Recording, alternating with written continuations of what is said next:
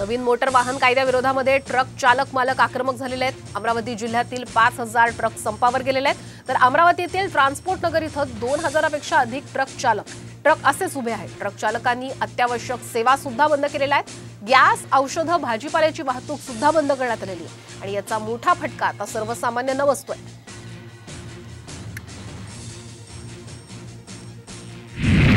वाहतूकदारांच्या संपाचा राज्यातील जनतेला फटका बसतोय, त्यामुळे राज्य आणि केंद्र शासनानं यावरती तातडीने मार्ग काढावा अशी मागणी आता संजय राऊत यांनी केलेली आहे। तर दुसरीकडे हिट अँड रनच्या केसेसमुळे राज्यामध्ये 47,000 प्रवाशांनी आपले प्राण गमावलेत, त्यामुळे संजय राऊतांनी यावर टीका करण्याचं कारणच नाही अशा शब्दामध्ये नितेश राणे यांनी त्यांना प्रत्युत्तर दिलंय।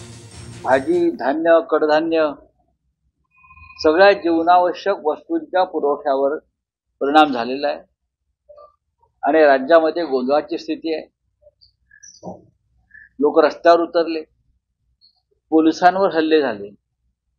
या संदर्भात राज्य सरकारनं तातडीनं पावलं उचलणं गरजेचं आहे आणि केंद्राकडे या संदर्भात जाऊन चर्चा करणं गरजेचं आहे। तर 47,000 लोक या हिट अँड रनमुळे त्यांनी आपला जीव गमावलेला आहे।